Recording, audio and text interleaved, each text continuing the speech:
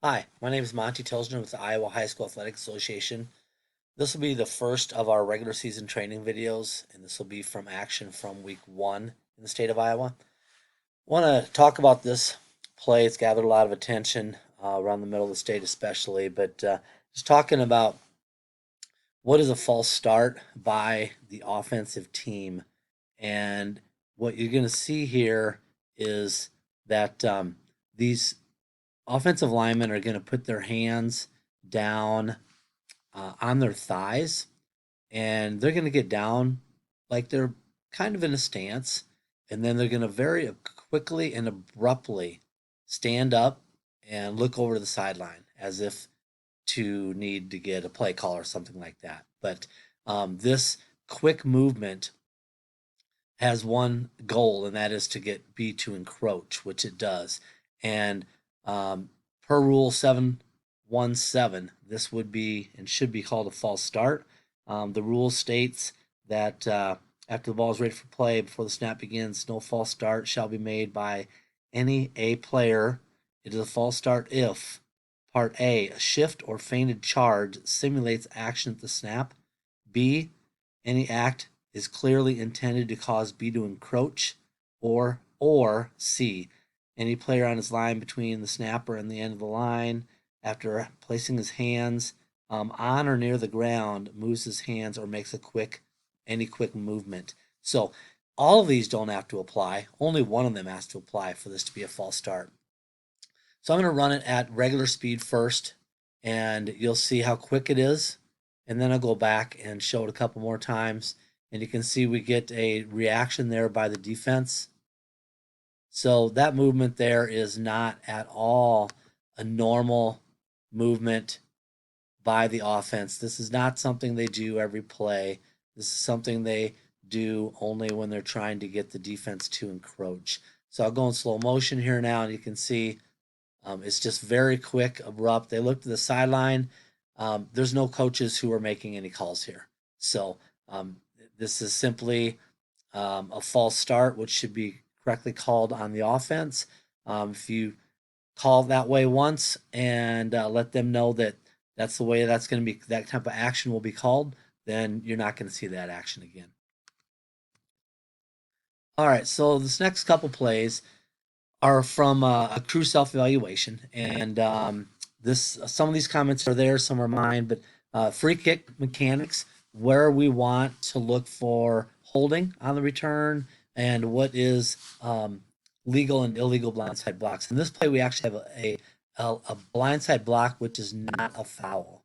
So let's just take a look here. First of all, we want to remember our back judge here just kind of comes onto the field. We want you diagonaling in to the hash at the 50 umpire. You do move in, but we want you moving all the way into the hash, but you're only going to go 5 yards. Okay. And as we continue, then you can see good job here. Our wings were at the line, at the goal line pylons. That ball is caught at around the 5 yard line, it looks like. So, and then they wind and they trail. Do a good job with that. First comment by the crew was this: suspect holding, but no impact on the play. And let's just watch this in slow motion. This is not even suspect. This is one that we would not even want. It doesn't rise near to the level of a hold on a kick play, especially with everything in the open field. So let's just take a look at it here. There's just really no restriction at all. Maybe a slight grab there at the very, very end, but definitely not anything close to what we want to have our threshold be for a hold on a kick play or an open field like that. Next comment is by the crew was a good no call on this block from the side, and it's a good no call because he leads with outstretched open hands and then continues to push this player. And he does jack into the ground pretty good, but he does so with open hands. And that's my comment there. So let's just take a look at it in slow motion here. That's a pretty good hit. That player goes flying good. But if you take a look, he comes at, and we got to see this action. He comes at him, but his arms are out in front, and you can see he's pushing. Now, if he lowered his shoulder and hit that guy with his shoulder pads or his chest or led with his helmet, and then after that contact extended his hands and pushed, that would still be a foul under the illegal blindside block rule. Okay, so don't get fooled by where it talks about initiating contact with the hands. The hands can't just be right in front of the shoulder pads and they crunch the guy and then they push after the fact. It needs to be hands out in front, and that push is what puts the guy down. So good no call there on that. Good job of trailing the play by our wings. Referee, you can come up a little bit more on the end of that play. But overall, good job by the crew. So talk about some kick mechanics here, scrimmage kick mechanics. Remember, line judge, you are to go hard on the snap. So, and I mean, you got to be going hard as you can down the field. We want you to get 25, 30 yards down the field, hopefully before the catch. The 8 to the top of the screen, you can hesitate for a second. As soon as you see that ball is going to be kicked, then you can get on your horse and you can go. But there were a couple of holds during the kick that happened in this game, and neither one of them were flagged. So remember, our wing here, you are going to be, let me get my arrow properly here. You're going to be watching the action of these two groups of players here, and our other wing, our headline judge, is going to be watching the action of those two groups of players. So we need to look at who the biggest threat is. Well, this is one that is going to take this player down. This is a reverse takedown. Okay, so you can see here, he grabs him and he pulls him down over the top of him. So this is the H's call, and we need to release harder downfield, but this is the H's call, and we need to get this, and we will report that. It doesn't matter that he fair catches this ball. That hold occurs much before that catch. If it occurs the instant he's catching a fair catch, then we can let it go. But other than that, if there's any delay between when we have that hold, especially that takedown, and when he catches it, then we're going to have a flag. So we report this to the crew with during the kick, holding, return team number 10. We're going to enforce it from the end of the kick. So we're going to go from the 40, let's just say it was a 42-yard line, back to the 32-yard line, position 5, and we will start the clock on the snap. Okay, so let's talk about this. This had some other attention this week. So scrimmage kick formations, what they are, what the numbering exception means, what can the holder do, and all those things around field goals and tries. So first of all, going out here, you can see we've got a 54, 55, 53, 77. Those are our only eligible, I shouldn't say eligible, those are our only players 50 to 79 who are in the game on this play. As I continue to run, you can see we got number 12 on the outside, number 44, number 84 is right there by 53, right here. And then we've got number 4. We've got number 6 is our possible kicker. And then we've got 87 is the center. And we got 31 out here. So they are, they're not in a legal scrimmage kick formation because they don't meet the requirements, which are having a holder on the ground, which he is not, and a player in position to make a kick, which he is not. Okay. If they would have a holder in position on the knee to receive the snap and a kicker in position, then we would have a legal scrimmage kick formation. And if we have that legal scrimmage kick formation, then we can have numbering exceptions. All of these players are on the line, obviously. We have 1 off here, 2 off, 3 off. This guy is off. So that means all the rest of these have to be on the line. So they do not have 50. They do not have 5 players 50 to 79 on the line of scrimmage. Therefore, this is an illegal formation when they snap this ball. Okay, you can see they now flip it back here, and now number 4 throws it to the center, who was on the end of the line, and he did have an eligible number. The problem is they did not have a legal formation. So this would be an illegal formation foul. We back them up 5 yards. Okay, so now let's go back and talk about some of the other things that I mentioned here at the beginning. So I talked about the numbering exceptions, and so that's if they're in scrimmage kick formation, which the problem is they were not here. So if they would have had, say, number 44 would have been number 64, then they would be fine because they would have 5 guys eligible. Then they can set up in that formation that they want. We do have a guy on the end of the line who's an eligible number by position, by number. Therefore, they could run the same play. But with only 4 players, 50 to 79, since they're not in scrimmage kick formation, they cannot run that play. All right, so that should have been a foul.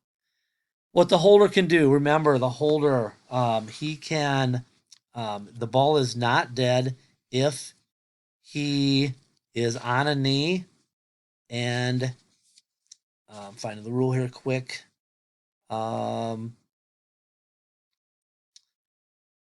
So the exception to dead ball, the ball remains live if at the snap a placeholder with his knee or knees on the ground and with the teammate in kicking position catches or recovers the snap while his knees are on the ground and places the ball for a kick, or if he rises to advance, hand, kick, or pass. Or, part 2, the ball remains live if at the snap the place kick holder with his knees on the ground and with the teammate in kicking position rises and catches or recovers an errant snap and immediately turns to his knees to the ground, and then again he can place the ball for a kick, or he can again rise for an advance, hand, kick, or pass. So if you have a knee on the ground with the kicker in position, you can rise up to catch an errant snap as long as you go down right away, and then you can either kick it or you can rise up and do one of those other things if you want. Okay, so that's what the holder can do. Remember, he cannot, in high school, he cannot pitch that ball from a knee. He has to rise before he does that. And that's the difference between high school and college. All right, next play. I'm going to go back to see what we have here. So a really good call for ineligible player downfield, which is our IDP.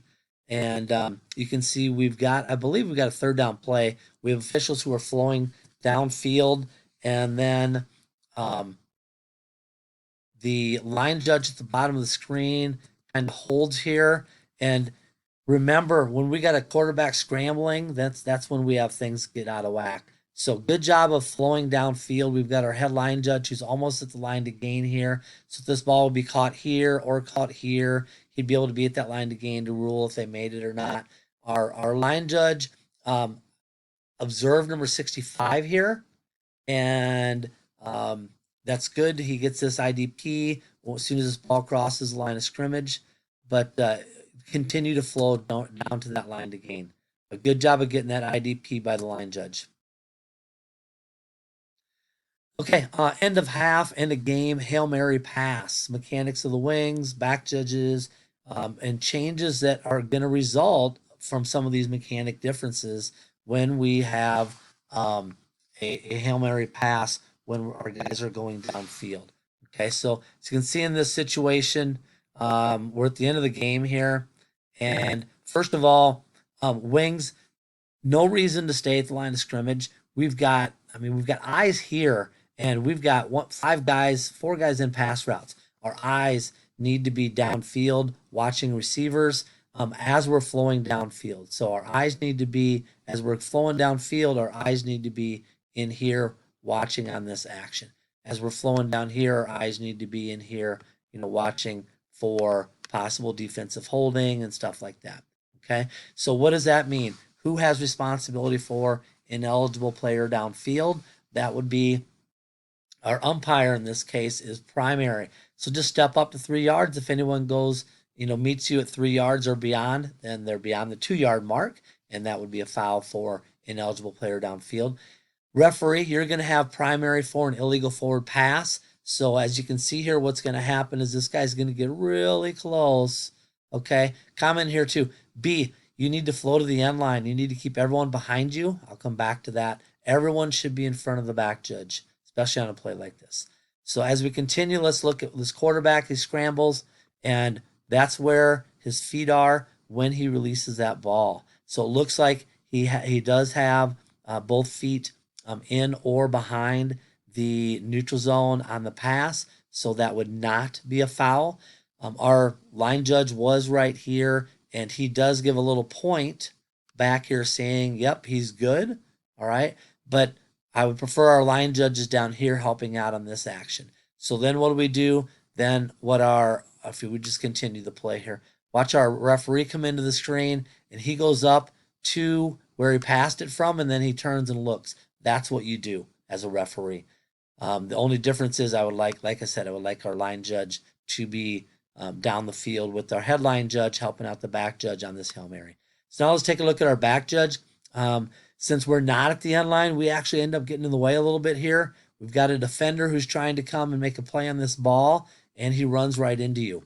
Now, I don't think he would have made a play, been able to get a play on it anyway, but the point is we're not seeing things very good when we're getting knocked, when we're getting hit like that. You should be back at that end line, and then that's the look you have to see if we'd have any potential fouls, okay? So that's how we handle Hail Marys. We do change our mechanics to officiate the play presented to us better. This is the 2-point try, which I don't know if that had an impact on the game or not, but this is the last play of the game. It must have been. They must have needed to score to win the game because they attempted the try because there was no time left because the crew leaves the field after this play. Well, let's take a look and talk about one thing here. We got to remember that players are the ones who foul. So a tremendous catch here by this guy. Good ruling, but then look, we are why are we facing the field here to signal touchdown? We need to be turning and looking at this because look at this dude. He is going to spike this ball bigger than life. Okay, that hits his player and still bounces 10 feet up in the air. Okay, so we need to be watching that action. If this was not the very last untimed down of the game, we would definitely have a foul for unsportsmanlike conduct, which we know would carry over to the succeeding kickoff. So just a reminder, always watch players. Players are the one who foul. Very interesting play here. So what is and what is not KCI? I found this going through a playlist that the crew had created, and I don't know what they're going to talk about it with, probably the same thing, but this is not kick catch interference, even though that guy runs right into our return man. So why? Well, let's look at my comment here. By rule, kick catch interference is Team K obstructing ours path to the ball. Well, that's not what happens here. This ball is going to bounce in the end zone here and way over here. The path of the ball is here. This guy has come over. He's moved from maybe the middle of the field over, and he is deking out the kicking team to thinking he might catch that ball, okay? So since he is not making a path to the ball, then when he gets run into, which you can see he will, we do not have foul for KCI. Now, you could have a foul for personal foul for unnecessary roughness if they just blow this guy up, okay? Then that would be a foul for a personal foul for illegal personal contact, but not in this case when he's just, he makes some contact, but it's not KCI and it doesn't rise to the level of personal foul. My next note is, remember, back judges, that ball is dead when it breaks the plane to the goal line. Therefore, you should never be anywhere but on the goal line. You should be on the goal line, straddling the goal line, watching. When that ball breaks the plane is when you have your whistle and the dead ball. So do not be back in the goal line or in the end zone.